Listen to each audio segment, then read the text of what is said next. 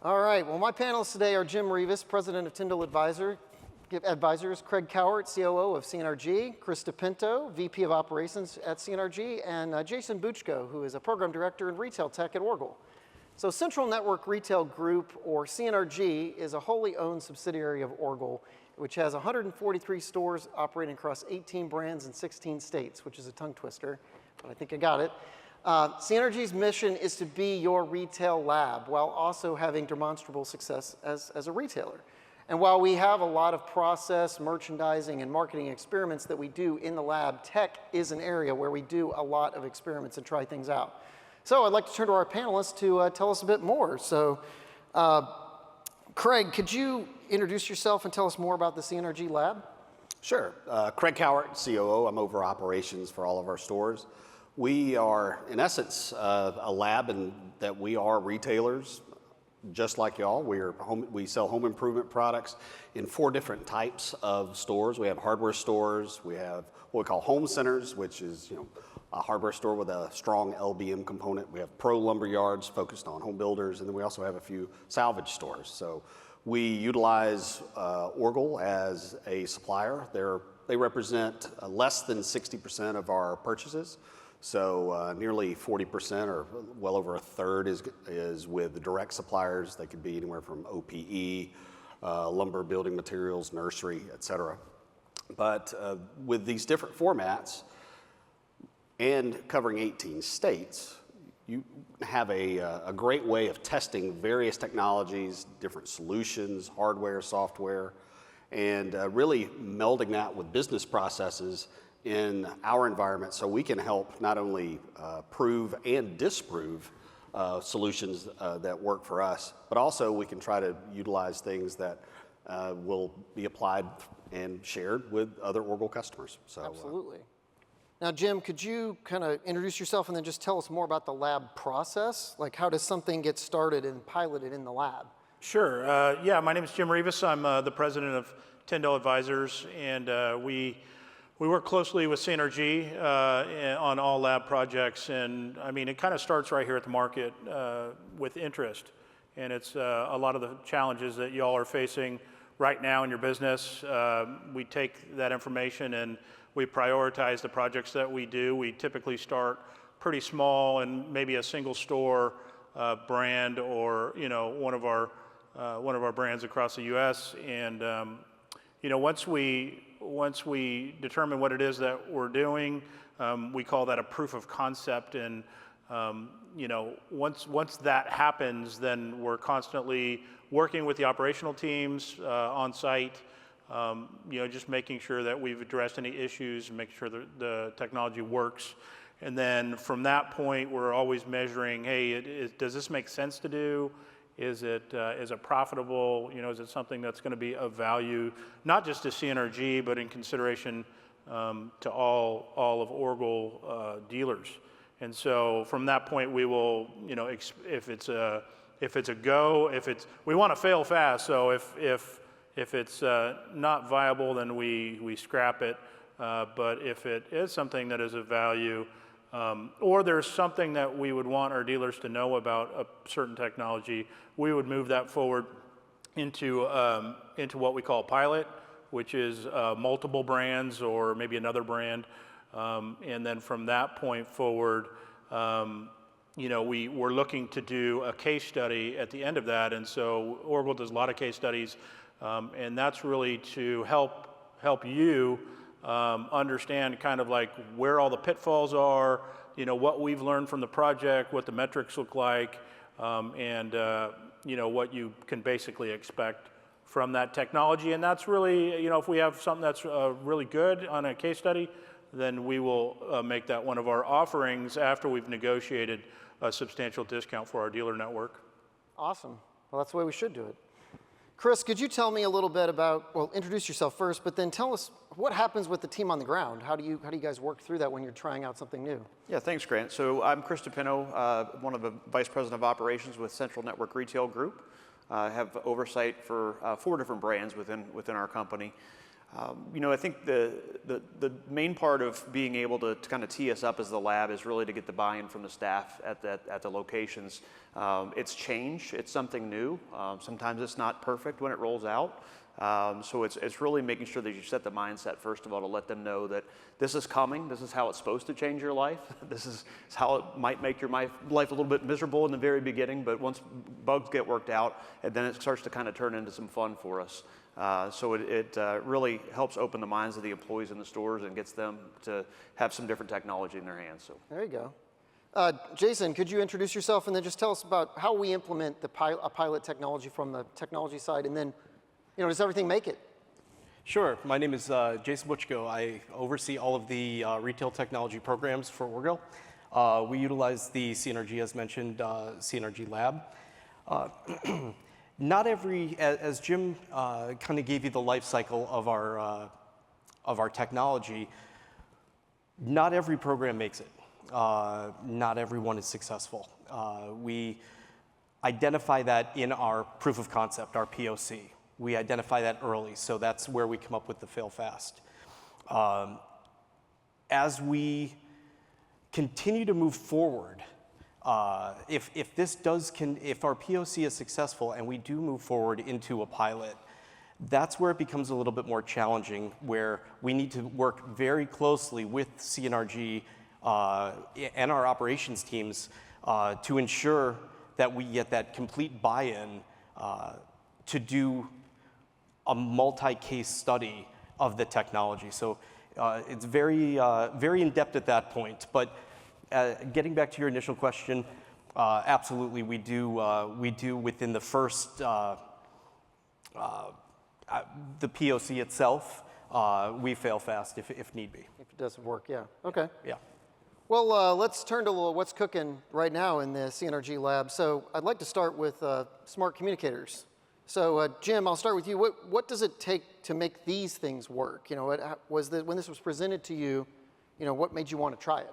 Yeah, so we had actually tried another product called Theatro, and we have that in some of our stores, but it was very infrastructure heavy. So we had to, I think that the access points, that repeat the Wi-Fi signal, the density on that was 500 square feet. So, I mean, if you can imagine, if you have, 50,000 or 100,000 square foot building, it could be very, very costly to do Theatro. And then we had the challenges of, like lumber yards and those types of things.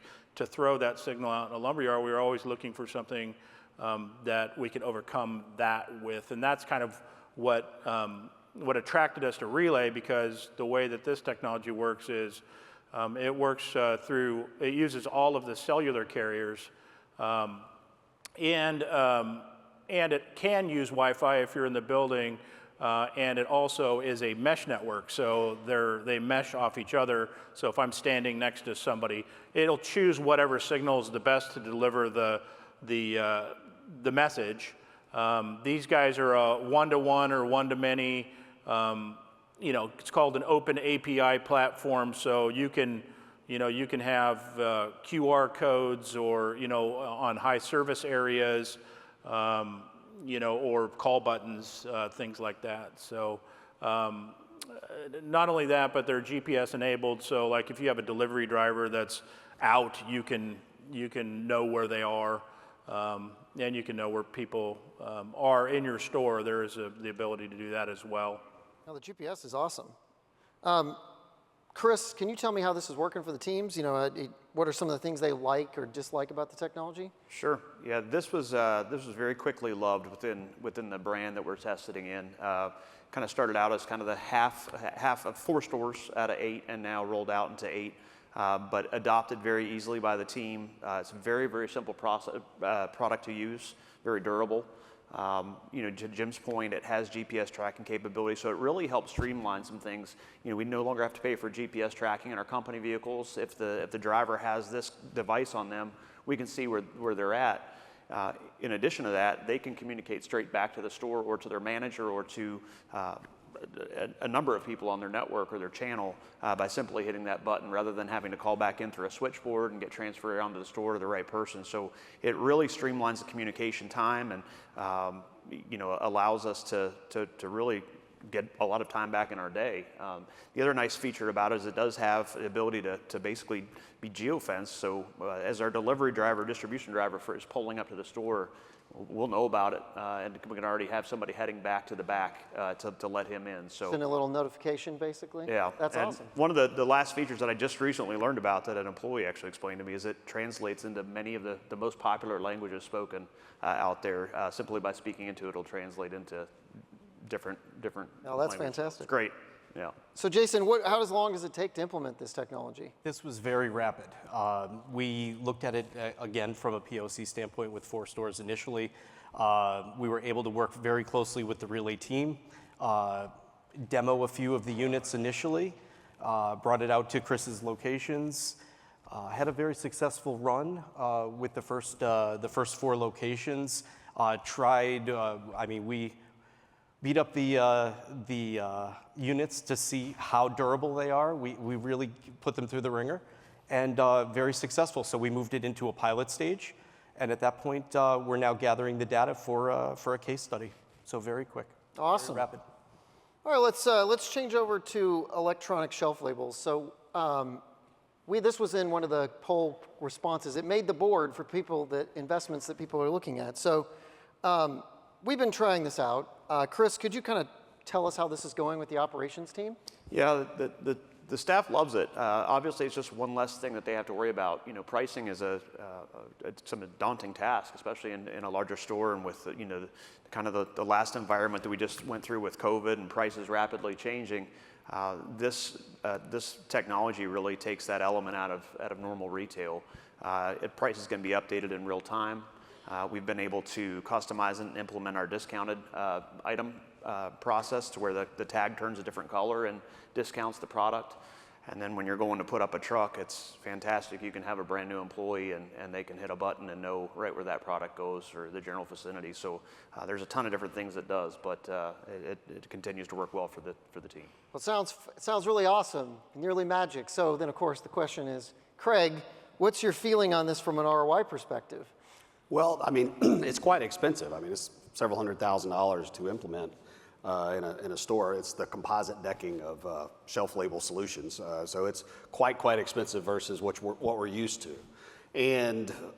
But when you start looking at the factors on what makes up a return on investment, what are you pricing in that formula and try to figure out, all right, is it worth the investment or not? It's labor, ever increasing. It's obviously errors.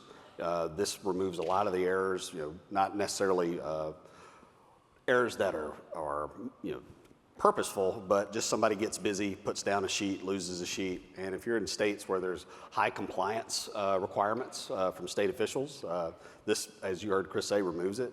And lastly, just the rapidness of price changes that we see in the market. That's a consideration. And so knowing that we're just now testing this, I've had to open up my thought process, Grant, as far as how I would price this. And you could, originally when Jim and I were talking about it, it was a payoff at potentially, really a little bit of back in the napkin, but 5-6 years. But in looking at those factors and trying to weigh that in and talking with some friends in the industry, not affiliated with CNRG, that have implemented this, they are seeing gross margin lift and things that, when it comes to the accuracy side, how many customers a day do you have to help get a correction on a price where they say it was $20 on the shelf and it's $22 in the register? And what's the price for taking care of a customer? And so all those things start weighing in. I'm cautiously optimistic that the payoff on this could be far less than 5 years. And hopefully, as technology gets adopted more, we'll see costs come down. Jim and his team have come out with some scenarios where we could do a light version of this, do it in areas, and he'll be speaking to that. But those are all considerations where I think where at first you just get sticker shock. I think the ROI on this has a lot of elements that as we start adding it up, it'll easily make sense. Yeah. So Jim, what's your thoughts on this? What do we learn implementing this technology? Yeah. Well, we had a lot of dealers come to us in the last dealer market, kind of wanting us to to check this out, because I mean, there's some people that just went after it and went and bought it and what have you. But not a lot of people want to part with like $300,000 for 5 years. And so we wanted to really learn from this more than just doing the project. So we've been testing the outdoor labels like in extreme heat and extreme cold, freezing, snowing conditions, and they've held up. So what that tells us is that, you know, a typical lumberyard has anywhere from like 500 to 700 SKUs outside. And, you know, you can do that with these labels for about $13,000, you know, plus another, you know, some cloud fees, you know, a few $100s a month in cloud fees. So we think that currently, like in a commodity situation, in those places where you have prices changing frequently, wire, lumber, drywall, insulation, all of the commodity goods that are out there, concrete, you know, that it might make sense. And those are for the people who want to show price to their customers. So those people that are doing not just pro, because pro yards don't, you know, sometimes they don't show their price in the yard, but someone that would want to show their prices outside, maybe like a home center or somebody who has a dual path type of situation where they're serving pros but also have a retail component as well. That makes complete sense. Well, awesome. Well, hopefully this stuff will continue to come down in price. We're gonna be doing a case study on these labels. We think that we're at a point where we can do that, and over the next few months we'll be collecting the data for this. So you know, look for that being published. Awesome. Well, what about something that didn't make it out of the lab? AI inventory planning from 4R. So Jim, what attracted you to this service initially, and what problem were you trying to solve? Yeah, well, you know, I mean, everybody wants to have the right inventory at the right time, you know, all of those different things. You know, they want to have, you know, it be seasonally relevant, and you know, not have a back room full of stuff. So on more of an on-time inventory, you know, to protect your investment. I mean, inventory is, you know, like I think it's like one of the biggest controllable expenses you have. Interest rates are high, so it's troublesome. So we you know, we looked at this because we felt like, you know, it would be a way to you know, to use AI to do some of this stuff for us and figure some things out as far as what we needed. Okay. Chris, what did you learn from an operations and inventory management perspective? Yeah, well, first of all, the people at 4R were fantastic to work with. They really were extremely attentive to our needs, especially, you know, when we first implemented it. Really was great working with a professional team from their side of the fence. You know, I think at the end of the day, it really, you know, it has some great offerings to it, but in terms of being able to scale this to the size of one of our brands and then eventually across the entire company was just not realistic. There was a ton of customizing. It would have taken years and years and years for us to get this to work right with us. And it was missing a little bit of some logic that was needed to kind of keep us in stock with seasonal goods at the right time as well. So, you know, it was a very eye-opening test, but unfortunately it didn't make it through our side of the lab. Gotcha. Well, Craig, can you talk me through what CNRG is doing with Epicor on Inventory Planner? Would 4R work for somebody else? I mean, but yeah. Yeah, and I would echo what Chris said. I mean, it was actually a good exercise for us because we just last September switched our last and biggest brand over to Eagle. So all of our stores are now on the Eagle software from Epicor. And we have 12 instances of Eagle, so you know, different servers. So while we are one company, we've got different formats using different versions of Eagle replenishment. You know, I'd say about half are on ROP method, and the other half are on Inventory Planner. And in looking at 4R, we were like, well, this doesn't seem to be making it through the lab for the reasons stated, but we still need to maximize what we're doing with, you know, what we're doing inside of Eagle. And as we started peeling the onion and trying to lean on our, you know, in-house expertise, what we figured out with 12 different methods, we had a lot of, you know, we have a lot of great people that work inside of the Eagle platform and help each other and offer things. And as y'all know, there's, you know, forums out there where we can all lean on each other, but we didn't have the right answer for being able to scale a solution that would fit most of the instances on maximizing efficiency in ordering inventory planner. We definitely didn't want to, I would say, I wouldn't necessarily say step back, but we didn't want to not utilize inventory planner, so we wanted to maximize it. And hopefully put a case study together where our ROP stores, or stores that are running ROPs, would adopt it. And so we've actually hired one of the experts, field experts from Epicor recently, because we didn't have the answers. And he's going to go out and actually go in field. We started with this goal of peeking under the hood of all the settings of all of our Eagle service. And in engaging with Epicor, he was able to do that in a couple of instances. But there's one thing to see it from afar, and there's another thing to be in the aisle and understand a business process, work with the teams, and understand the nuance. So we're actually spending the money to have Epicor come in, help us maximize what we're doing with Inventory Planner, and then visiting the different formats that we have and customizing off of that model that we create.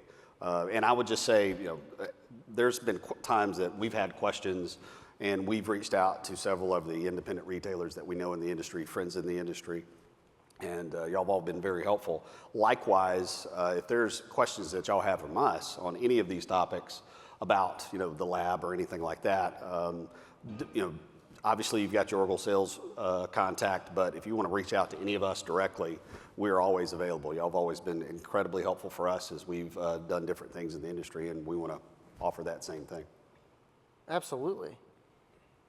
Let's go to AI loss prevention and exception reporting. So what can you guys tell me about this and what's going on? Jim, did we have shrink before Agilence? Did we have a view to shrink before Agilence?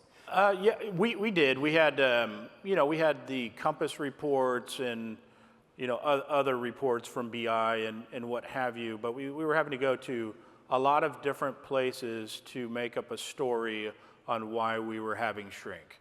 And so the reason why Agilence was so attractive was that it puts everything in one place and then compares. You can compare an entire company, you can compare just one of our brands or even stores within a brand.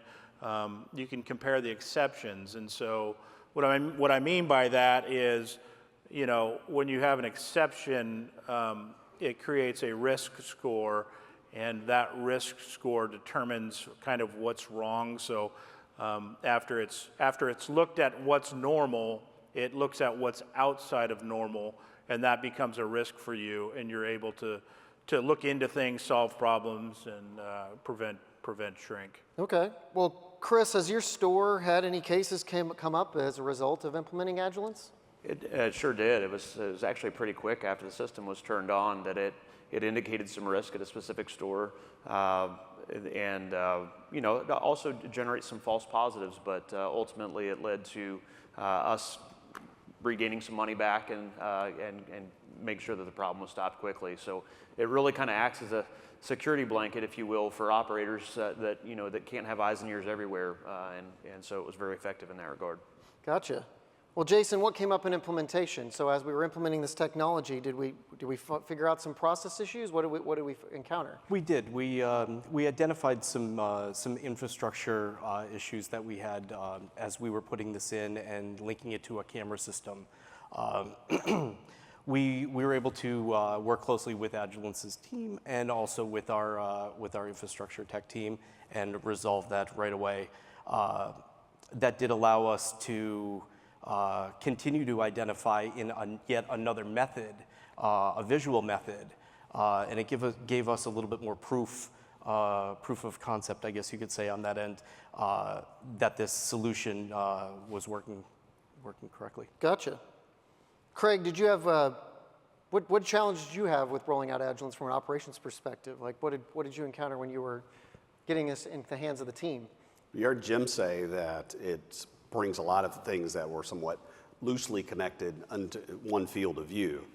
There's a lot of complexity. I mean, it's a deep end of the swimming pool working with the software. So we figured out first we had to get our key people trained. We also wanted to figure out who we didn't want to train, that we just wanted to give access to the data in a more refined view. So it was as much, our initial thought was, oh, you know what, we'll be able to set up a dashboard, and managers who have all the free time in the world will be able to go in and run Agilence reports. Well, no, that's not the case whatsoever. I mean, it's really training 2 key people in loss prevention, become, to a degree, super users, we sent one of them to the user conference for Agilence, and we're really still scratching the surface. And as you heard Jason mention, as we were trying to connect and utilize the thing, and how it interacted with Fan Builder and our loyalty program and things like that, we saw some quirks. So we're still working out the kinks, but Chris is exactly right. I mean, it is one of those things where once you understand how to utilize it,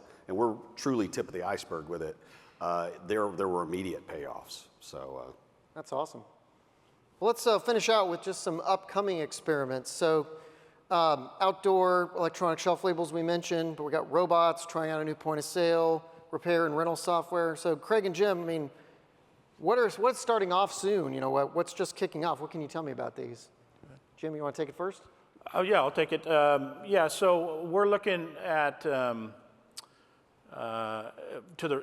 this slide here, we've got a lumber board. So what this does is it automates your pricing in your lumber yard and also your quantity on hand. And so you can feed this and get, if you have a flat file, you can feed it, on a timed schedule, or, if you have BizTrack, something like that, you can hook it up directly to their APIs and have real-time inventory. This is something that, would be like behind a Pro Desk or, something like that. We also put the alpha codes in there so people can key things quickly. That's coming. That's on the show floor. So take a look at it. It's in our Pro Store down there. Pine Haven Lumber down on the floor. And then we're doing a proof of concept with Epicor Propello this year. And that is their latest and greatest successor to Eagle. This will allow us, Craig mentioned the 12 servers. This will allow us to go from 12 servers to 1 server, which is really kind of, it'll streamline a lot of process, a lot of configurations and things like that. So, we're working on SOPs and things like that to determine how we actually do things right now, and that'll just really make that system easy to configure as we configure Eagle also. And then I'll let these guys talk about the Repair Storm. Okay, sure. Chris, you want to tell me about Repair Storm?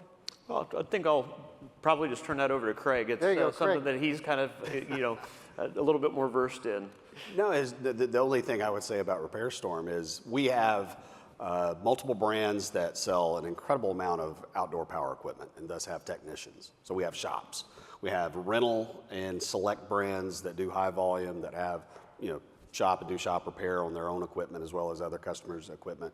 And what we found in some of these markets where, we would have, several $100,000 worth of parts in one of our, master shops run on software that was home coded 20 years ago by somebody that used to work for us.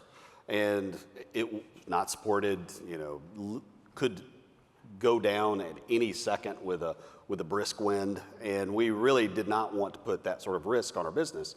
Additionally, in looking at Repair Storm, evaluating what our go-forward process, do we want to grow our own solution like we did, but make it a little bit stronger, or use a product that's already out there in our marketplace?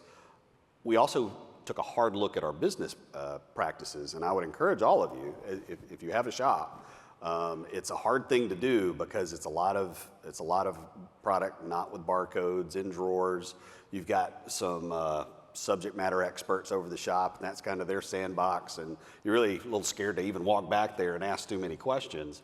But as we've tried to look at it, we actually have uncovered gaps in our business process where Repair Storm is just an element of us improving our overall management of our shop program, and hopefully it'll save us hundreds of thousands of dollars in the long term. But that's a part of it. It's going to be a part of it. It's going to be an integral part of it. But it's also scalable across multiple brands, multiple formats. Yeah, so it works with repairing equipment, and then also some of the other ancillary services that you might offer, like screen repair, building screens, cutting glass, and those types of things. It allows you to update your prices there, which is something that when I was talking to the VP of Ops for that brand, he said we hadn't looked at that in a long time, and now this will allow us to look at that more frequently because it's easy to access. Nice.